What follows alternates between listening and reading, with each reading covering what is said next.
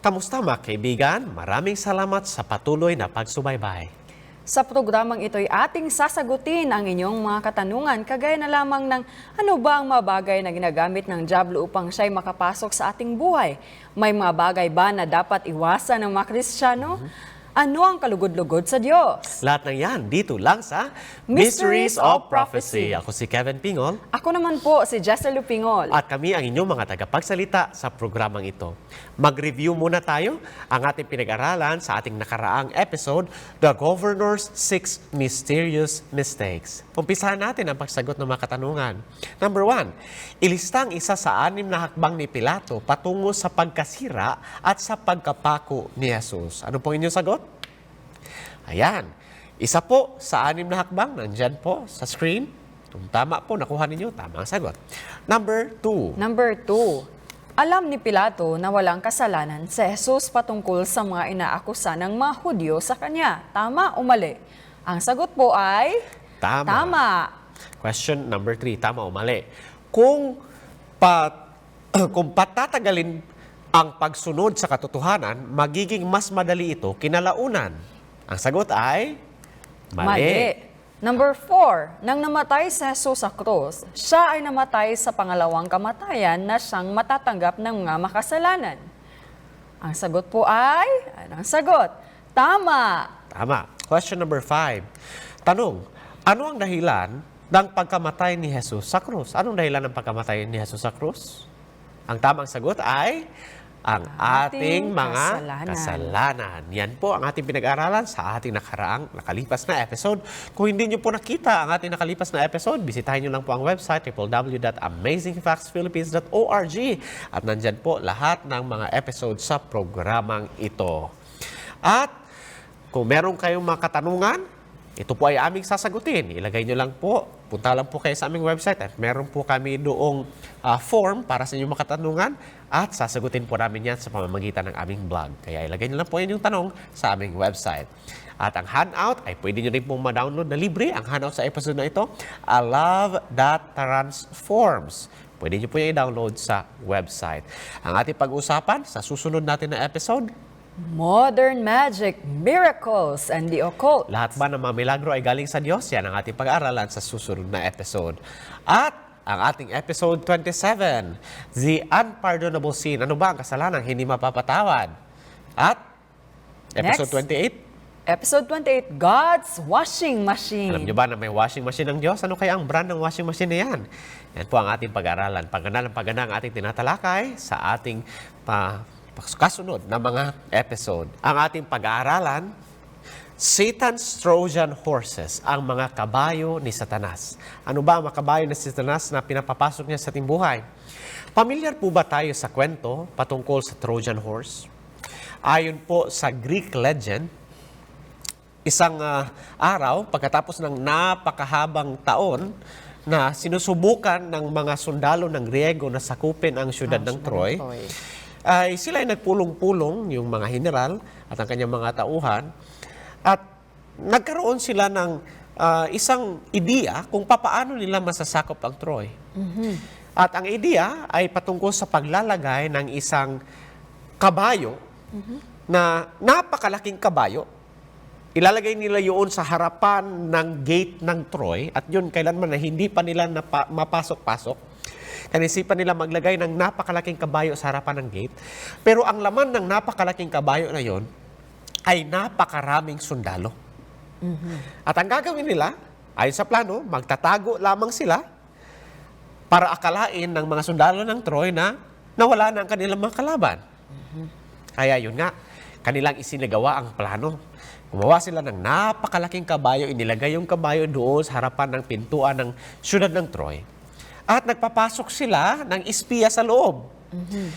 Nang kinabukasan, nakita ng mga sundalo ng Troy, wala na yung kanilang mga kalaban. At may sumigaw, yun yung espiya. Tingnan nyo, meron pa silang iniwan sa atin na gantimpala kasi tayo ang nagtagumpay. Ipapasok natin ang kabayo na yan. May ibang mga tao sa loob ng Troy, sabi nila, nako, baka yan ay patibong ng mga Griego, huwag natin ipapasok yan. Ngunit nagtagumpay yung espiya na kumbinsin niya ang mga tao na, yan, ipasok natin yan dahil yan ang ating trophy. Kaya ayun nga, pinasok nila yung kabayo. Pero ano yung nasa loob ng kabayo? Mga sundalo. At nung nasa loob na ng syudad ng Troy, ang kabayo, kinagabihan, nagkasiyahan, nagkalasingan, at habang ang lahat ay nagkakasiyahan at nagkakalasingan, dahan-dahang lumabas ang mga sundalo na nasa loob ng kabayo, binuksan ng malaki ang gate, at saka pumasok ang nagtatago lang pala ng mga sundalo ng Griego. Yan po, mga kaibigan, ang tinatawag na Trojan horse. Ay itong kwento na ito ay talagang sikat. Kaya nga, ginawan pa ito ng computer virus. Merong computer virus na tinatawag na Trojan horse. Virus. Yung virus na yan, akala mo yan ay maganda, pero kapag pinindot mo na, kakalat sa computer mo at sisirain ang iyong computer. Alam niyo po ba, mga kaibigan, na meron ding mga Trojan horse si Satanas na pinapapasok sa buhay nating mga Kristiyano? Ano kaya ang mga kabayo na ito na silang magiging dahilan kung bakit si Satanas na ang naghahari siya na ang maghahari sa ating buhay? Ingat po tayo, ating maintindihan galing sa salita ng Diyos sa unang Juan Kapitulo 2, versikulo 15, na itong mga kabayo na ito ay galing sa sanlibutan. At ito ay pinapapasok ni Satanas sa ating buhay. Sabi dyan, huwag ninyong ibigin ang sanlibutan, ni ang mga bagay na nasa sanlibutan. Kung ang sino man ay umiibig sa sanlibutan, ay wala sa kanya ang pag-ibig ng Ama. Sabi na salita ng Diyos, huwag nating iibigin ang sanlibutan. Kaya ang tanong, ano kaya itong galing sa sanlibutan na dapat nating iwasan? At ayaw ng Diyos na ipasok sa ating buhay. Sabi sa Juan 14, versikulo 15, kung ako'y inyong iniibig, ay tutuparin ninyo ang aking mga utos. Kaibigan, nais mo bang tuparin ang utos ni Jesus? Yes. Iniibig mo ba si Jesus? Kung iniibig natin si Jesus, iiwasan din natin ang sanglibutan. Dahil sabi ni Jesus, huwag nating iibigin ang sanlibutan. Pero kaibigan, ano bang ibig sabihin nito? Na huwag nating ibigin ang sanlibutan.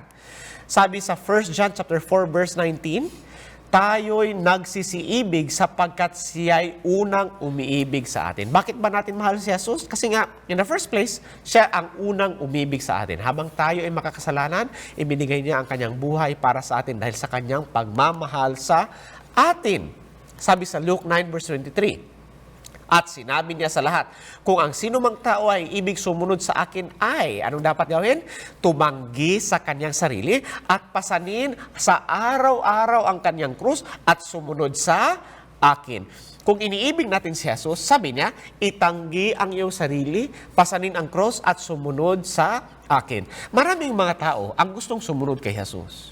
Ang problema nga lang, ayaw nilang itanggi ang kanilang sarili. Ayaw nilang pasanin ang kanilang cross. Ano bang ibig sabihin ng cross dyan? Ang iba, iniisip nila na yung cross na sinasabi ni Jesus na pasanin ay yung maliliit na cross na nilalagay sa liig, yung kwintas. Pero hindi po ganyan. Masyado pong magaan ang cross na yan. Ang cross na tinasabi dyan sa Biblia, sabi nga sa Luke 9:23, itanggi ang iyong sarili. Ang ating pong sarili, kapag nilalabanan natin ang ating sarili, yan yung nagsisilbing cross. Halimbawa po, ipagpalagay natin na paborito kong kainin ang camel. Ngayon, halimbawa lang po ito ha, sample lang. Hindi po ako kumakain ng camel. Marumi po yan. Ako po ay isang vegetarian actually. Anyway, pagpalagay natin na paborito kong kainin ang camel. Ang kalooban ko ay papunta doon sa camel. Ngunit, ang kalooban ng Panginoon ay papunta sa itaas. Sabi ng salita ng Diyos, yan ay marumi at huwag mong kakainin. Ngayon, kaibigan, kung susundin ko ang kalooban ng Panginoon, ibig sabihin, pinapasan ko ang aking cross.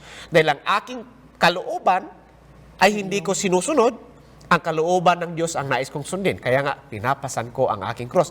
Tinatanggi ko ang aking sarili. Itinanggi ba ni Jesucristo ang kanyang sarili? Yes. Yes. Ibinigay niya pa ang kanyang buong buhay dahil lang sa kanyang pagmamahal sa atin. At kung susunod tayo sa kanya, dapat matuto din tayong itanggi ang ating sarili. Yes, sabi nga sa Luke chapter 14 verse 33, mga kaibigan, kaya nga, sino man sa inyo na hindi tumanggi sa lahat Wow. niyang Lahat. tinatangkilik ay di maaring maging alagad ko. Yan ang sabi ng ating Panginoon, Brother Kevin. Ngayon, meron bang mga bagay, kaibigan, sa buhay mo na ayaw mong ibigay kay Jesus? Naghahanap ka ba ng meron bang mga bagay na ganito, mga kaibigan? Alam mo ba, may mga tao na naghahanap ng isang relihiyon na walang bawal. Walang bawal. Yes.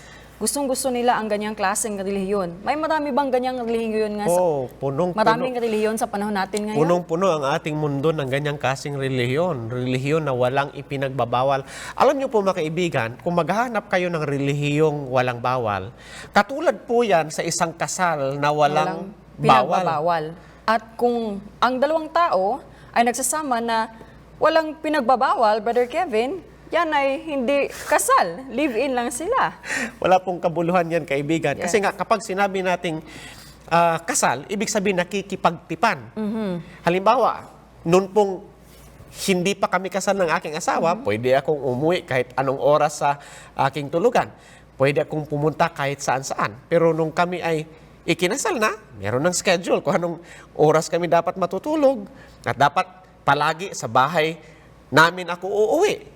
Pero mga kaibigan, ang isang relihiyon na walang bawal, katulad na po yan sa kasal na walang bawal, wala pong Yes. kabuluhan. Kasi nga, kapag tayo ay nagiging kasapi ng isang relihiyon, ibig sabihin na kapag tayo ay naging kasapi ni Jesus sa pamamagitan ng kanyang katawan, should I say, linawin ko lang po sa kanyang tunay na iglesia, ibig sabihin, nakikipagtipan tayo kay Jesus. At dahil nakikipagtipan tayo kay Jesus, ibig sabihin, susundin lamang natin ang kanyang kalooban at wala ng iba. Hindi na natin basta susundin lang yung ating sarili. Ibig sabihin, susunod tayo sa kanya. At kung ano mang ipinagbabawal ni Jesus, ay bawal na rin po yun sa atin. Kaya, kapag sinabi isang reliyon na walang bawal, anong klase yun? Kanino ka nakipagtipan?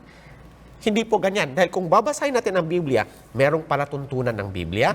At itong mga palatuntunan na ito ay para sa ating kabutihan kung ito ay ating susundin. Kung kaya po, kung tayo susunod sa Panginoon, siguraduhin po natin na tayo sumusunod dahil mahal natin siya. Yes. Kasi magiging miserable po ang ating buhay kapag tayo sumusunod, ngunit wala naman tayong pagmamahal dahil tayo po ay napipilitan. Alam niyo po ba, may maraming mga tao sa panahon natin ngayon, yung nakikita na yung mga hindi ganito, hindi dapat ganyan. Yan yung pawang nakikita lamang nila. Nakikita nila puro ano na lang, puro bawal, bawal, bawal, bawal, bawal. Kapag hindi natin mahal si Jesus, puro bawal ang ating nakikita. Pero kung mahal natin si Jesus, nakikita natin na ipinagbabawal niya ito kasi nga ito ang makabubuti sa atin.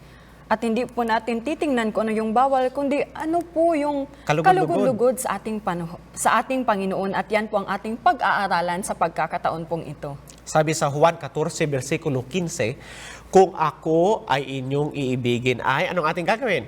Tutuparin nyo natin ang kanyang aking mga utos. kautusan. Yes, kung mahal natin si Jesucristo ay tutuparin natin ang kanyang kautusan. Yes, at higit lang po yan sa letra, kundi sa spiritual na application ng kanyang mga kautusan, ng kanyang mga salita. Dahil, ano nga pong dahilan, mahal natin si Jesus. Sabi po sa 1 John chapter 3, verse 22, At anumang ating hingin ay tinatanggap natin sa Kanya, sapagkat tinutupad natin ang Kanyang mga utos at ginagawa natin ang mga bagay na kalugod-lugod sa Kanyang paningin. Kung kaya, ngayong sa pagkakataon nito, Brother Kevin, atin po mga kaibigan na pag-aaralan yung mga bagay na pinakakalugod-lugod po sa ating Panginoon. Yan po ang ating pag-aaralan. Ating nakita na ang mundong ito ay puno ng mga bagay, mga kaibigan. Ngunit sa kasawiang palad ay maraming mga bagay sa mundo ang siyang nagiging dahilan kung bakit napapalayo tayo sa Panginoon. Tayo ay nahihiwalay sa Kanya. Kaya nga, sinasabihan tayo ng Panginoon, huwag nating ibigin ang mundo. Sino bang dapat nating ibigin? Si Jesus. Hindi po pwede na pagsabayin nating ibigin si Jesus at ang mundo. Yes. Dahil dapat isa lang. Hindi maaari. Naisin po natin na si Jesucristo ang ating ibigin. Huwag natin pagsabayin ang dalawa. Kapag sinabi po yung ibigin yung mundo, yan po ay mga bagay na ginagawa natin na makasalanan. Yung mga bagay na ginagawa po natin para sa ating sariling kasiyahan, na alam po natin, kaibigan, na hindi po kalugod-lugod at nakakasiya sa ating Panginoon. Kaya babasahin po natin James chapter 4, verse 4. Sabi po dyan, kayong mga mangangalunya, hindi ba ganiyo nalalaman na ang pakikipagkaibigan sa sanglibutan ay pakikipag-away sa Diyos? Sino man ngang mag-ibig na maging kaibigan ng sanglibutan ay nagiging kaaway ng Diyos. Dito po pinapakita sa atin yung tinatawag na spiritual na adultery, Brother Kevin, mga kaibigan.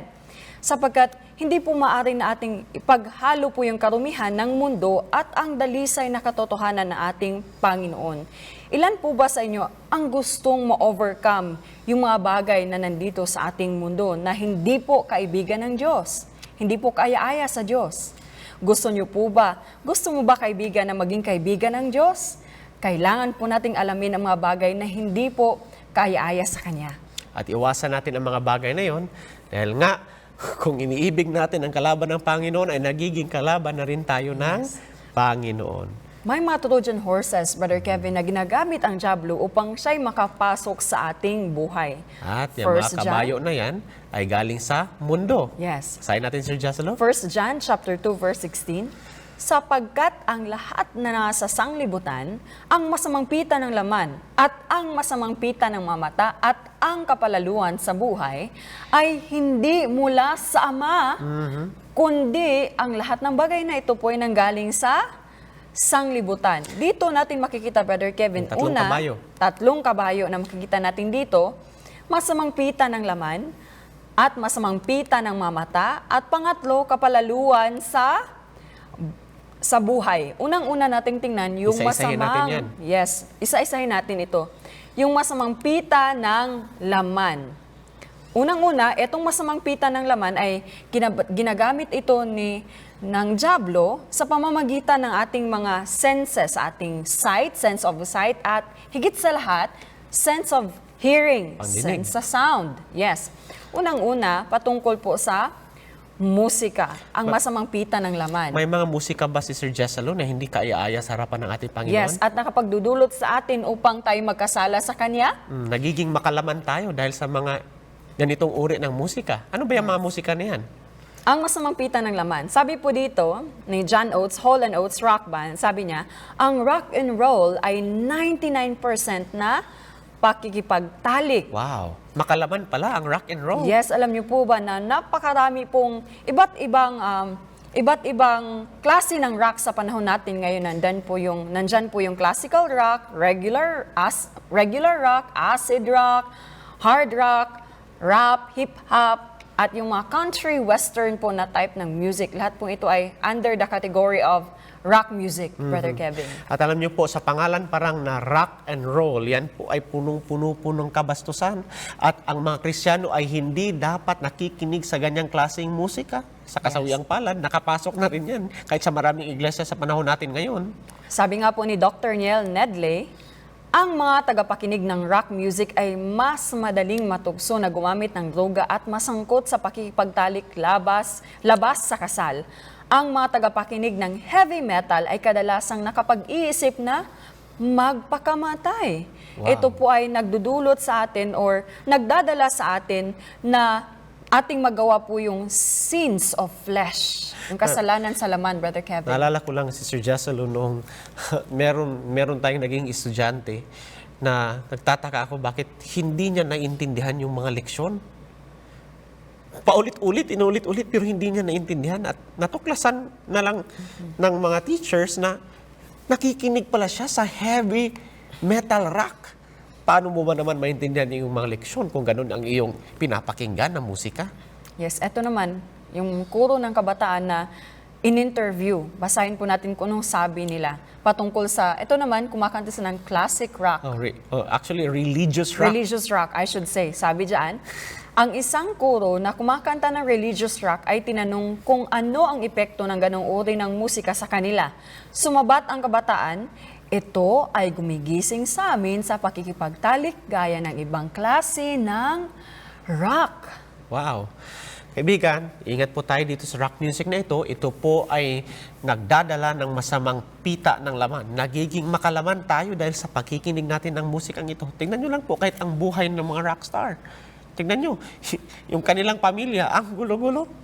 Sabi pa nga ng The Beatles, siguro karamihan sa inyo ay pamilyar sa grupong ito. Lalo na ang mga baby boomers. Sabi po dito ng The Beatles, sila mismo nagsabi, ang aming musika ay may kakayahang magdulot ng emosyonal na instabilidad disorganisadong ugali, rebellion at kahit pa revolusyon. Wow! Hindi ba mild lang naman ang musika ng The Beatles? Pero sabi nila, may kakayahan niyang magdulot ng rebellion at revolusyon. Kaya pala, marami pong mga mahilig makinig sa rock music ay mahirap turuan. Sila po ay sumusunod sa hindi magulang. sumusunod sa magulang. Kahit pa nakikipaglaban minsan sa pamahalaan, sa gobyerno. Ingat po tayo dyan. Sabi naman yung isang rockstar na si David Bowie, rock, noon pa man ay musika ng demonyo. Wow! Kikita niyo po yan mga kaibigan, yung nasa picture, yan po actually ay, kala nyo nasa bar yan, pero yan po ay Christian rock band. Ingat po tayo dyan. Sabi naman ni Juanita McElwain, isa pong doctor, nagpakadalubhasa patungkol sa pag-aaral na ito sa musika, sa kanyang aklat na Demon Position and Music. Ang parehong tukma na ritmo ay ginamit sa 3 relihiyon. Sa musikang Afrikano at Indian, sa rock music, at sa musikang ginagamit sa pagpupulong ng mga faith healers. Parehong rhythm po. Ang Diyos, which is actually demonyo, ay lumalapit kapag tinatawag siya ng sinuman na gumagamit ng mga ritmo na ito. At ang Diyos ay pumupunta sa celebration type na serbisyong pagsamba. Kung ang ritmo ng Diyos o demonyo ay pinapatugtog sa Christian rock na musika, kahit pa ang mga taong nandoon ay hindi naiisip na nagtatawag sila ng Diyos, which is actually demonyo, may malakas na paniniwala na ang demonyo ay pumupunta nga. Tandaan po natin mga kaibigan, sa African culture at sa mga Indian culture, ginagamit ang rhythmic music. Okay, paggamit lalong-lalo yung paggamit ng drums sa rhythmic na pagtugtog mga kaibigan, ginagamit nila yan sa pagtawag ng mga espiritu. At nangyayari nga sa kanilang pagsasayaw-sayaw sa mga espiritu, ang iba ay napoposes. At alam po natin na hindi po yan gagawin ng banal na espiritu, yan po ay ginagawa ng espiritu ng mga demonyo. Kaya nga huwag tayong papayag na makapasok ang ganyang klaseng musika sa ating mga simbahan at lalong-lalo na sa ating kanya-kanyang buhay.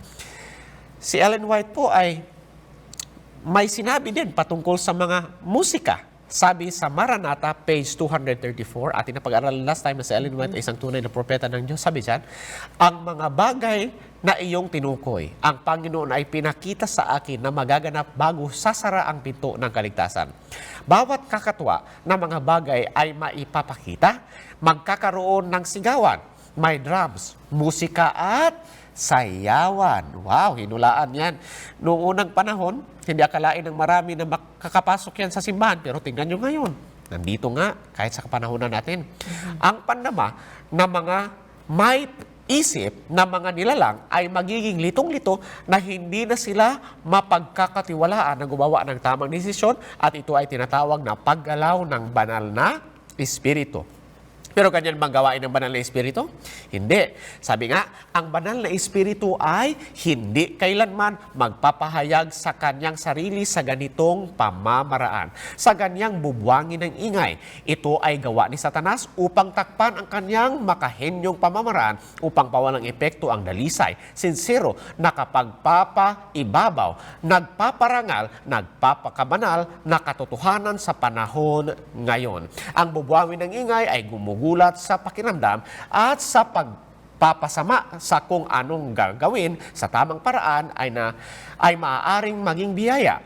Ang mga kapangyarihan ng mga ahensya ni Satanas ay humahalo sa gulo at ingay na gagawa ng karnabal at ito ay tinatawag na gawa ng banal na espiritu. Kaibigan, kahit pa sa sinuunang pagsamba ng mga pagano, ginagamit nila ang banda para maging hudyat ng kanilang pagsamba. At yun nga ang naging hudyat din kung babasahin natin ang Daniel 3 para doon sa pagsamba sa imahe ni Haring Nabucodonosor. Kaya nga, mag-ingat tayo. Now, let me just clarify, hindi po tayo laban sa musika. Marami pong magagandang musika ang pwede nating awitin sa ating Panginoon. Ang punto lamang, ingat tayo. Dahil ang rock and roll at iba't iba pang hybrid dito ay musika nga ng Diablo. Kaibigan, marami pa tayong pag-aaralan, pero dito lang muna tayo. Babalik tayo pagkatapos ng ilang sandali.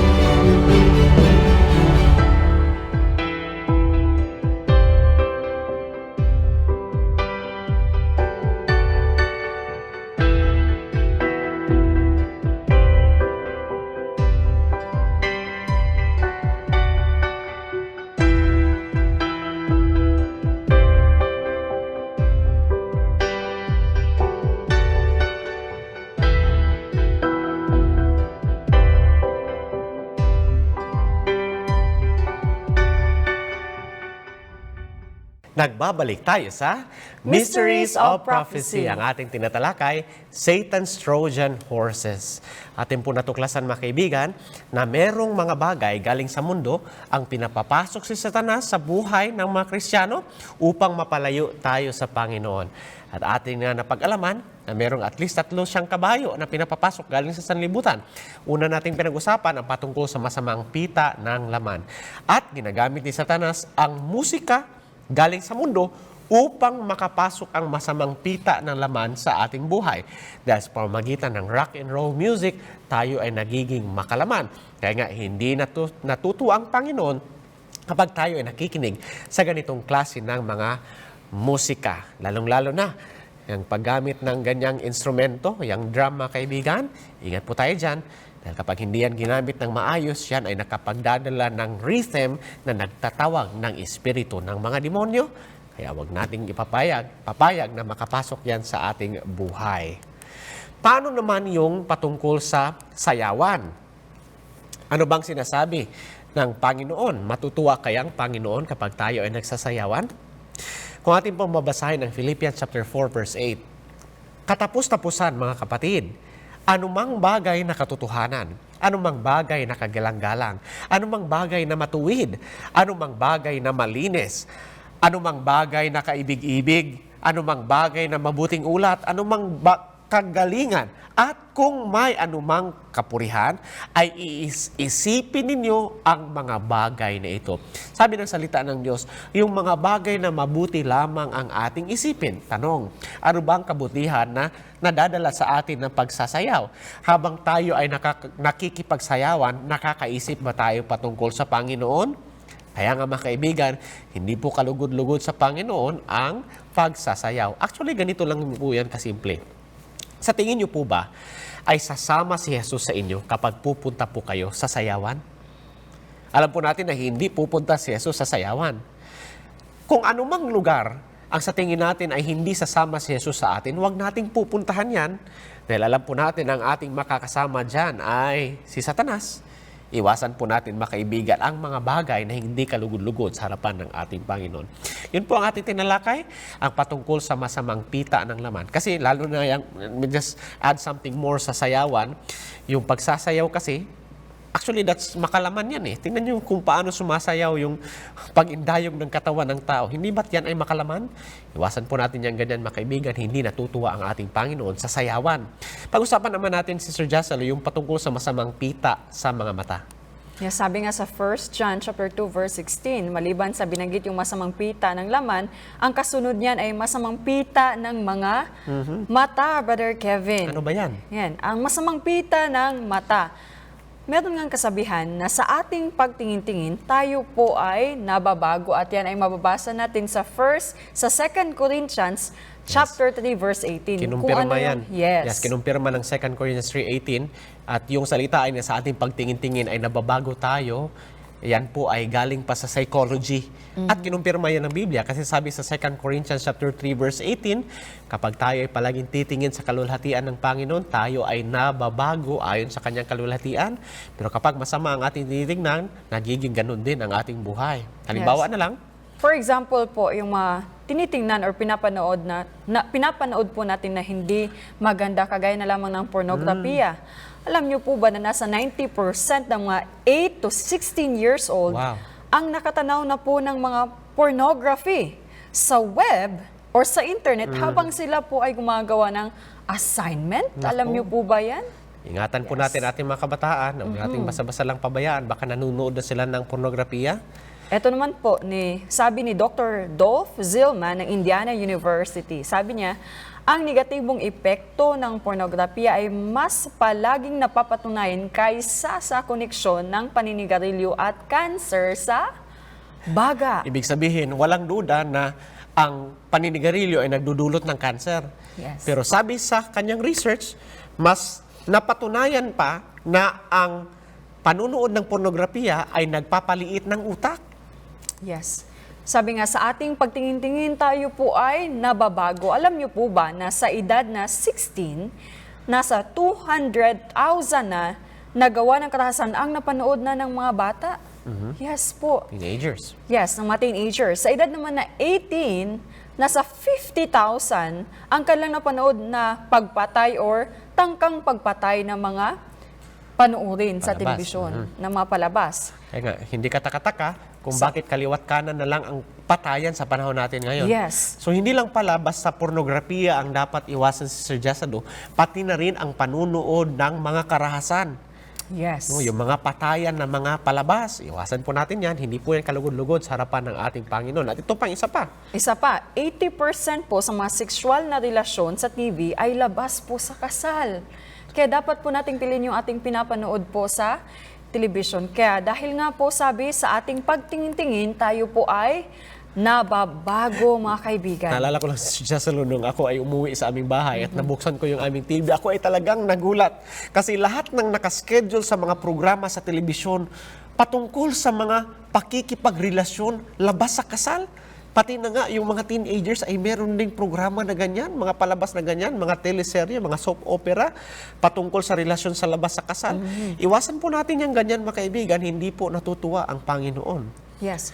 Kapag tayo po ay nanonood ng mga ganitong klase ng mga panoorin sa telebisyon or sa mga movies, sa mga palabas, Sine. ito po ay, yes, sa mga sine, ito po ay mga violent at immoral ng mga bagay na pinapakita sa atin. At kung tayo po titingin sa mga ganitong panoorin po, ay tayo magiging violente rin at immoral. Kaya hindi po maganda talaga. Kaya kung titingnan natin yung sitwasyon ng pamamahay ng mga Pilipino ngayon, kasi nga tayo ay kaliwat kanan na lang, ganito ang ating nakikita. Tingnan nyo po, ang daming nawasak na pamilya. Naalala ko lang nung tayo ay pumunta tayo sa munisipyo na i-process natin yung ating paper. Kami po ay nag-attend sa seminar ng mga ikakasal. At alam niyo po, kami ay nagulat talaga dahil sa dami ng nag-attend sa seminar. I think ilang couples ba yun? More than 10, no? More than 10 couples. Alam niyo po, na nung tinanong na kung kailan sila nagsimula magsama, 2 lang po kami, sa lahat ng nandun, kami lang ng ating Dalawang asawa at couples, isa pang pares, ang wala pang anak bago ikasal. Ang iba ay meron na silang anak bago pa sila ikasal. Kaya nga po, ito po ay hindi kalugod-lugod sa harapan ng ating Panginoon. Sabi sa Psalms 101 verse 2 and 3, Ako'y magpapakapanta sa sakdal na lakad. Hindi ako maglalagay ng hamak na bagay sa harap ng aking mga mata. Sa English, po mababasa natin sa Psalms 119 verse 37 si Sir Jasalo, and 38. alam nyo ba na yung salitang TV ay makikita din sa Yes. Biblia? Pero, eto pa, tingnan nyo mabuti ha. Tingin kayo sa Opo. screen. Sabi dyan, Turn away mine eyes from beholding vanity, and quicken thou me in thy way. Establish thy word unto thy servant who is devoted to thy fear. Sabi po nakita nyo na dyan, ang TV? yes. Turn away from vanity. Iwasan po natin ang walang kabuluhang mga bagay, mga kaibigan. Yes. Alam nyo po, Alam niyo po ba na delikado po actually yung masyado tayong nanonood sa television kapag napakarami pong mga panahon or oras ating ginugugol sa panonood. Alam niyo po ba, according sa study na makikita po natin sa screen, ayan, nakasaad po dyan, kada oras na nagagastos sa harap ng telebisyon, kada araw ay may dalang 11% na mas malaking panganib na mamamatay ng maaga sa lahat ng kadahilanan at 18% na mas malaking panganib na mamamatay dahil sa sakit sa puso na tuklasan ng bagong pag-aaral, Brother Kevin. at ito pang sabi ng Blue Cross, Cross.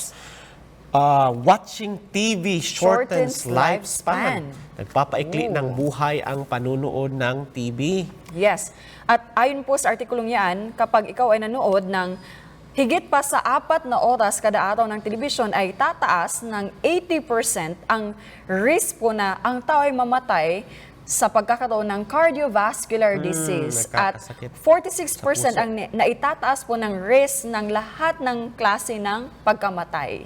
Kasi nga, kapag wala na tayong ibang ginawa, salit na mag-ehersisyo, nanunood na lang ng TV, Nakaupo ka na lang nakaupo palagi. nakakasakit sa puso. Kaya nga, napansin niyo po ba ito? kadalasan sa mga retired, kung kailan sila nagretiro, saka pa nanghina ang kanilang katawan. Kasi nga, habang nagtatrabaho pa sila, busy yung kanilang katawan. Pero nung nag-retired na, wala nang ibang ginawa. Maghapon na lang nanonood ng TV, kaya tuloy nagkakasakit sa puso. Mag-ingat po Yes. tayo. Ito pang isa, NPR News. Watching TV could shorten your life. Wow, magpapaikli ang buhay. Yes. Alam niyo po ba na pinakamaigi pong gawin natin ay simulan natin ang pagbabasa ng maganda na mga babasahin. Alam niyo po ba na according sa isang study, kanila pong natuklasan na yung pagbabasa po pala ng mga challenging na mga aklat kagaya na lamang ng Biblia, ito po ay napatunayan na ito ay nakakapagpalawak ng ating frontal lobe. Maganda ito sa ating mga utak. Alam niyo po ba na ang panonood po ng TV minsan ay nakaka-addict po? Alam niyo po ba kung paano po natin overcome yung addiction po sa television? Alam niyo po ba na meron pong solusyon diyan? Yan po ay ang walang iba. Yan, nakita niyo po ba sa screen? Ay, yan po. Martilyo? Martilyo. Martilyuhin mo ang iyong TV. Yes, kung hindi niyo po maagapan yung sarili, hindi niyo po mapigilan. Well, kaibigan, hindi naman po namin kayo tinuturuan na maging marahas. Ang punto lang po ay kapag ang TV ang siyang maging dahilan na mapalayo ikaw sa Panginoon, mabuti pang wala kang TV.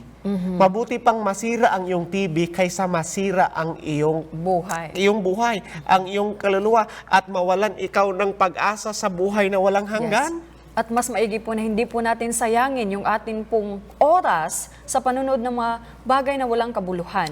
At mas maigi po na atin ito igugol sa pag-aaral ng banal na salita ng Panginoon dahil sa kahuli-hulihan, hindi natin pagsisisihan ang panahon nating ginamit sa pagbabasa at pag-aaral ng kanyang salita. Lilinawin lang po namin sa inyo mga kaibigan, hindi naman po namin sinasabi na lahat ng nasa television ay masama. Meron po tayong mabubuting programa na masusumpungan sa television. Kagaya na lang ng programa na inyong pinapanood ngayon. Hindi kaya kung kayo ay palaging nakatutok sa Hope Channel, marami kayong makukuhang magagandang leksyon.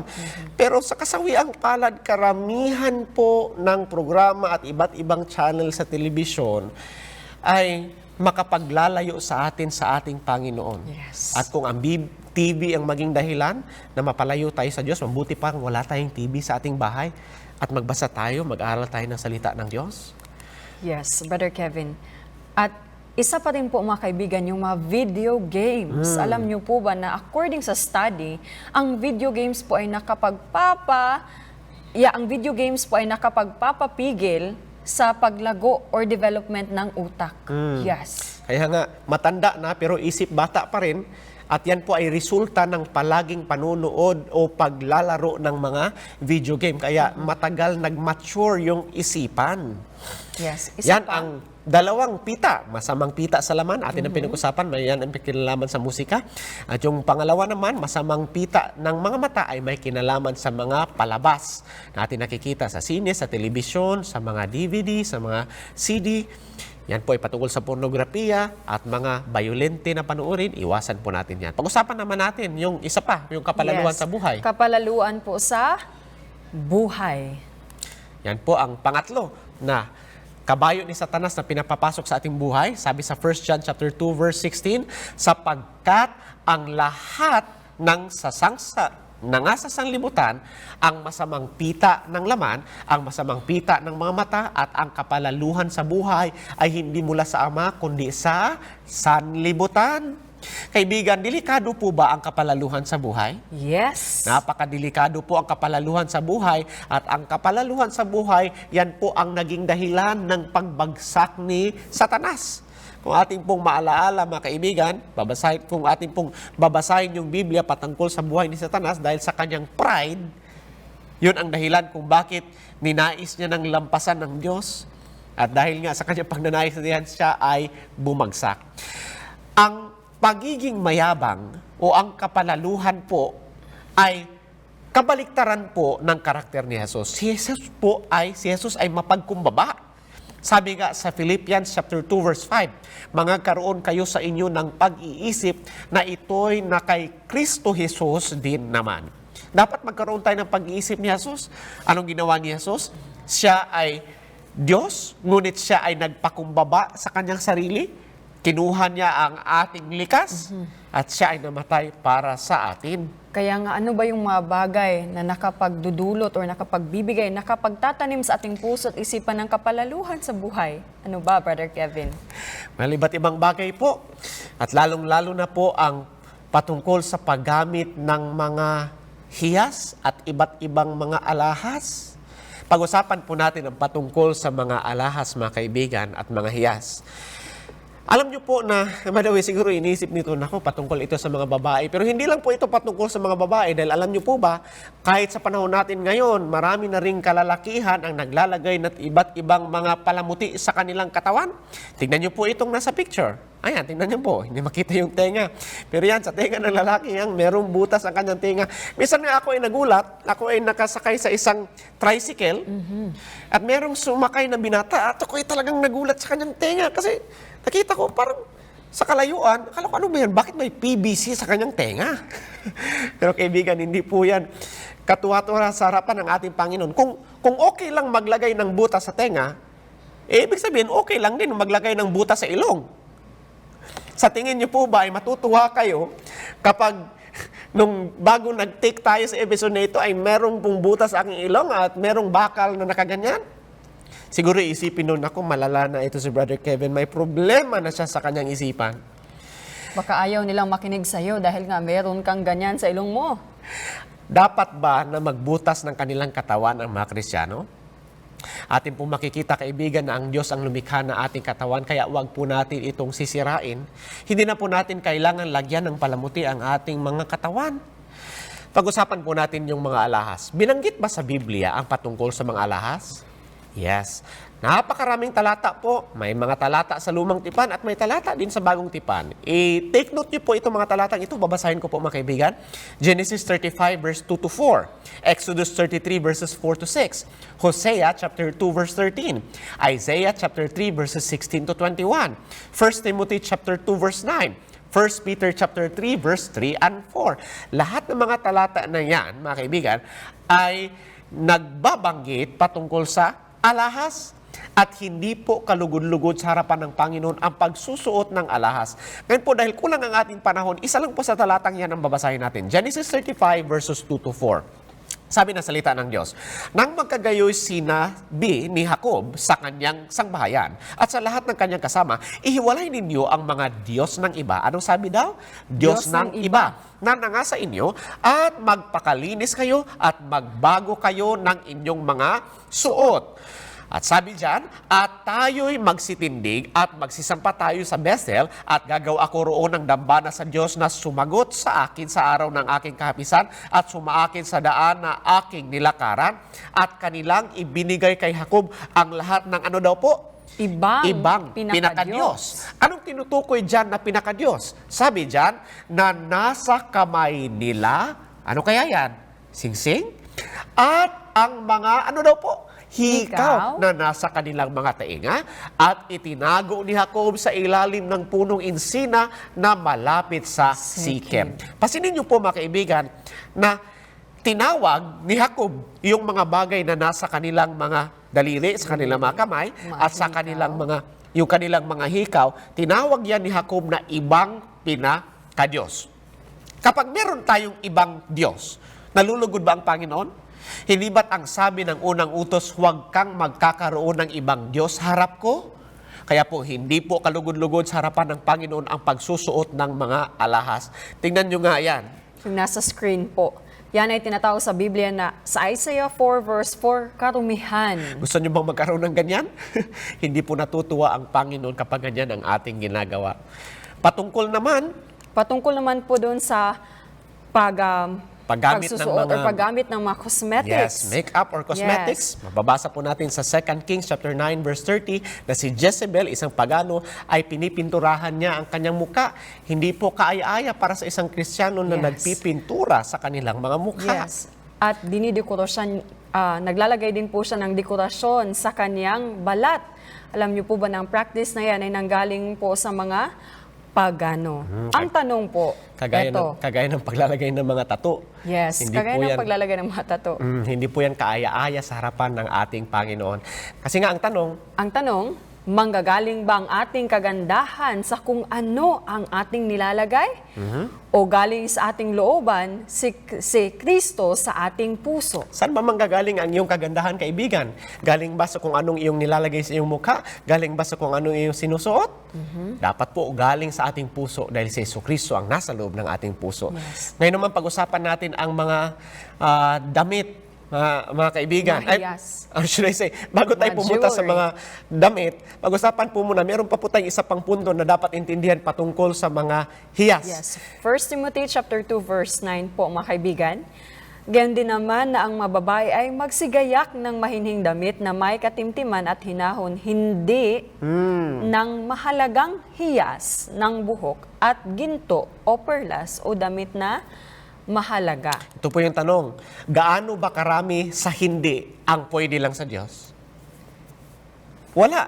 Pag sinabi ng Diyos, hindi. Hindi po talaga. Paano yung singsing sa kasal? Yes. Okay lang ba yan sa Panginoon? Alam po kasi- natin mga kaibigan, na kapag sinabi ng Diyos na hindi po talaga yan katanggap-tanggap. Well, marami namang iba na nagsasabi na yan kasi ay patunay na ako at aking asawa ay kasal. Alam niyo po ba na ang singsing po, lalo na sa ating panahon ngayon, ay hindi po makapagpapanatili sa relasyon ng dalawang tao? Yes! Alam niyo po ba kung gusto niyo ngang mabantayan yung asawa na lalaki or babae, ano po ang mas maigi na inyong gawin? Mga lalaki, salit na bilhan ninyo ng singsing ang inyong asawa. Kasi nga, alam niyo po, uso na kasi ngayon yung hinahanap nga ng ibang lalaki, yung mga may singsing. Kasi sabi nila, sanay daw yan sa pagmamahal. Pero mag-ingat po tayo dyan. Kung gusto nyong alagaan yung inyong asawa, protektahan yung inyong asawa, huwag kayong bibili ng singsing. Alam niyo kung anong dapat inyong bilhin? Bumili kayo ng German Shepherd. Yes. Kasi kapag bumili kayo ng German Shepherd, nako, tingnan nyo, walang makakalapit sa asawa ninyo. Ang singsing, wala pong maitutulong yan, mga kaibigan. Ano ba ang dapat nating patnubay? Now, Ano ba ang gusto mong piliin na Yes. patnubay, kaibigan? Let me just clarify po, mga kaibigan. Sa Seventh-day Adventist Church naman po, hindi naman po kayo tatanggalin talaga sa simbahan kapag kayo ay nagsusuot ng singsing. Pero ano ba ang mas mahalaga sa atin? Personal ba na opinion? Yes. Tradisyon ba? O di kaya pulisiya ng iglesia? Yes. O ang Biblia? Ano bang mas mahalaga sa iyo, kaibigan? Kaibigan, para sa akin, sa aming mag-asawa, higit pa sa pulisiya ng iglesia, higit pa sa tradisyon, ang pinakamahalaga para sa lahat ay kung ano ang sinasabi ng salita ng Diyos. Dahil ito po yung sigurado. At kung ating susundin ang salita ng Diyos, alam po natin na ginagawa natin ang kalugod-lugod sa harapan ng ating And Panginoon. by the way po mga kaibigan, hindi po namin kinukundi na yung mga tao na nagsusuot ng singsing. Ngunit tinitingnan lang po namin, pinapakita po namin sa inyo kung ano po ang sabi ng Biblia. Ano ang kaaya-aya sa harapan ng Panginoon. At kung tayo ay talagang iniibig natin si Jesus, susundin natin kung ano ang kalugod-lugod sa kanyang harapan at iiwas tayo sa anumang bagay na hindi magkapagsasaya o iiwas tayo sa mga bagay na magdudulot ng kalungkutan sa ating Panginoon. At ito pang isa Kasunod pa. naman, 1 Timothy chapter 2 verse 9. Gayon din naman na ang mababae ay magsigayak ng mahinhing damit na may katimtiman at hinahon. Sabi diyan. Actually, sabi ng talatang ito, Brother Kevin, na gusto ng Diyos na tayo magsuot po ng disente at mainam na kasuotan. Sa King James Version, ang sabi dyan ay Modest. magsuot na modest Apparel. apparel. Yes. Ano bang ibig sabihin ng modest, Sir Jessel? Ano bang ibig sabihin ng may katimtiman at may hinahon? Alam niyo po, kapag pinag-usapan si Adan at si Eva, karamihan ng mga artist ay nagdo-drawing sila kay Adan at kay Eva na hubot-hubad. Pero tandaan po natin na naging hubad lamang si Adan at si Eva, Nung sila'y nagkasala. yes, pagkatapos nilang magkasala. Bago po sila nagkasala, sila po ay nararamta ng Ng kaluwalhatian. liwanag. Yes. Ng liwanag ng Panginoon. Nga lang nung kinain ni Eva yung prutas at binigyan niya pa yung kanyang asawa, anong naging resulta? Genesis 3 verse 7. Sabi diyan, at nadilat kapwa ang kanilang mamata at kanilang nakilalang sila'y mga hubad. At sila'y tumahi ng mga dahon ng puno ng igos at kanilang kinawang panapi. Anong nangyari nung sila ay nagkasala? Sila ay naging hubad. At sinubukan nilang gumawa ng kanilang sariling damit. Nga lang, ano yung kanilang nagawa na damit? Panapi. Or iba pang katumbas yan, katulad po yan ng apron. Sapat po ba ang haba ng apron? Hindi. Hindi. Kulang po ang apron. Hindi natatakpan ng apron ang lahat ng bahagi ng katawan na dapat takpan. Kaya nga bumaba ang Diyos at binigyan niya si Eva at si Adan ng mas naaangkop na damit Nakasuotan. noon ng kasuotan ng mga Kaya tao gusto ng Panginoon. Yes, kaya po gusto ng Panginoon na tayong magsuot po ng simple na damit, yung hindi po makapagdadala ng atensyon ng ibang tao sa ating Yes. sarili, mga kaibigan. Dapat kahit pa sa ating pananamit ay makita na tayo ay Kristiyano, tagasunod ng ating Panginoon. Alam niyo po ba, mga kaibigan, kasi sinasabi ng iba, damit ko naman ito eh. Dapat mag-ingat po tayo, mga kaibigan, dahil alam niyo ba na kahit sa isipan ay pwedeng magkasala? Sabi ni Jesucristo sa Matthew 5 verse 28 na kahit sa isipan pa lang, kapag ang isang lalaki ay tumingin sa isang babae na puno ng pagnanasa, siya ay nagkakasala ng pangangalo niya? Yes. Pero ngayon ang tanong, inosente ba ang isang babae kapag siya ay nagsusuot ng napakaiklit na damit at ito yung naging dahilan kung bakit ang mga lalaki ay nakatingin sa kanya? Hindi. Hindi. Kaya nga, mga kaibigan, magtulungan po tayo. Ang babae at lalaki, ang lalaki, tulungan ang kababayan at ang kababayan tulungan din ang kalalakihan. Naalala ko lang si Sir Jasalo nung ako ay nasa Cebu, habang ako ay nakasakay sa jeep. Kasi ang jeep po doon, yung multicab, yung carry, yung maliit, mababa yung upuan. Meron pong sumakay doon na babae naka-miniskirt. At ako'y talaga... Tube pa. Yung naka-miniskirt muna. Yung naka-miniskirt kasi, nung umupo siya doon sa upuan, kasi mababa yung upuan, umangat yung kanyang palda, mini na nga eh. So umakyat pa. At alam yung ginawa niya? Hatak siya ng hatak pababa. Ipinahirapan niya yung kanyang sarili. Isa namang babae nakasuot ng tube. At nung sumakay na doon sa jeep, siyempre kasi yung jeep mababa. Cleavage. Oo, yuyuko ka talaga.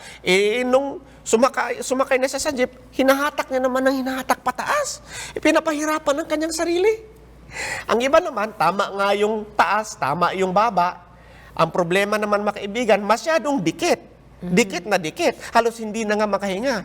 Problema nga lang, ang mga kalalakihan, high-tech ang kanilang mga mata. Kaya ingat po, mga kabaihan, huwag kayong magsusuot ng ganyang klaseng pananamit. Ang iba naman, masyadong ang mahaba yung damit. Nga lang, ang haba-haba rin naman ng slit hanggang baywang. Na wala pa rin po yung pakinabang, kaibigan. Iwasan po natin ang ganyang klaseng pananamit. Hindi naman po namin sinasabi sa inyo na dapat magdamit tayo ng parang ganyan. Sobra na po yan, mga kaibigan. Yung tama lang, may hinahon at katimtiman, nakakapagbigay kaluwalhatian sa ating Panginoon. Alam niyo po, itong aming binabahagi sa inyo ngayon, binabahagi po ito ng maraming iglesia noong unang kapanahunan. Pero ang problema nga, para bang nadaig ng kultura ang Biblia? Pero kaibigan, higit pa sa kahit anong kultura, higit pa sa kahit anong tradisyon, ay ang katotohanan ng Biblia. At kung anong tinuturo ng salita ng Diyos, yun ang nararapat sundin ng Kristiyano. Atin po natuklasan ang tatlong kabayo ni Satanas, ang masamang pita ng laman at masamang pita ng mga mata at ang kapalaluhan sa buhay. Huwag po nating papasukin yan sa ating buhay. Sabi sa 1 Peter chapter 2 verse 9, "But ye are a chosen generation, a royal priesthood, a holy nation, a peculiar people, that ye should show forth the praises of Him who hath called you out of darkness into this marvelous light." Tayo po ay mamamayan ng Panginoon. Kaya tayo po ayusin natin ang ating sarili para maipakita natin na tayo ay naiiba. Tayo ay representatibo ni Jesucristo dito sa lupa. Sabi sa Hebrews chapter 12 verse 2, namasdan natin si Jesus na gumawa at sumakdal ng ating pananampalataya na siya, dahil sa kagalakang inilagay sa harapan niya, ay nagtiis sa krus na niwalang bahala ang kahihiyan at umupo sa kanan ng luklukan ng Diyos. Alam niyo po ba si Jesucristo, kaibigan, nung siya ay nakapako doon sa krus, siya po ay hubot-hubad. Alam niyo ba kung bakit siya ay hubot-hubad? Siya ay hubot-hubad dahil ang gusto niya lang ay ikaw ay kanyang maramtan ng kanyang kaluwalhatian. Kaya dito pa lang sa lupa, sanayin na natin ang ating sarili. Takpan natin kung ano bang dapat takpan. Suotin natin kung ano bang dapat suotin ng Kristiyano. At huwag tayong maglalagay sa ating katawan ng anumang bagay na hindi kalugod-lugod sa harapan ng ating Panginoon. Kaya nga, pasanin mo ang iyong cross. Ang tanong po namin sa iyo, kaibigan, Nais mo bang sabihin kay Jesus, Panginoon, maraming salamat sa katotohanan. Maraming salamat, pinaalam mo sa amin ang mga masamang pita. Pinaalam mo sa amin ang 3 kabayo ni Satanas. At ngayon, Panginoon, hinihiling ko po sa iyo. Tulungan mo ako upang akin lamang gawin kung ano ang kalugod-lugod sa iyong harapan? Nais mo ba, kaibigan, na tulungan ka ni Jesus na gawin lamang ang nakakaluwalhati sa Kanya? Kung yan ang sinasabi ng iyong puso, pwede mo ba ipakita yan sa pagtaas ng iyong kanang kamay? Nakikita ka ng Panginoong Jesus at tutulungan ka niya para magawa ang kanyang kalooban. Dito po nagtatapos ang ating pag-aaral. Imbitahan po namin kayo sa susunod na episode ating tatalakayin, Modern Magic, Miracles, and the Occult. Manalangin po tayo, yuko natin ating mga ulo. Ama naming nasa langit, maraming salamat po sa inyong katotohanan. Tulungan niyo po kami upang kami ay lumakad lamang sa inyong kalooban. Hawakan niyo po ang buhay ng bawat isa sa amin. Maraming salamat po sa pagmamahal. Ito po ang aming hinihiling sa pangalan ni Jesucristo na aming Diyos at tagapagligtas. Amen. Kaibigan, dito po tayo nagtatapos sa episode na ito. Kita-kita tayo sa susunod na naman na pag-aaral ng salita ng Diyos dito lamang sa Mysteries of Prophecy.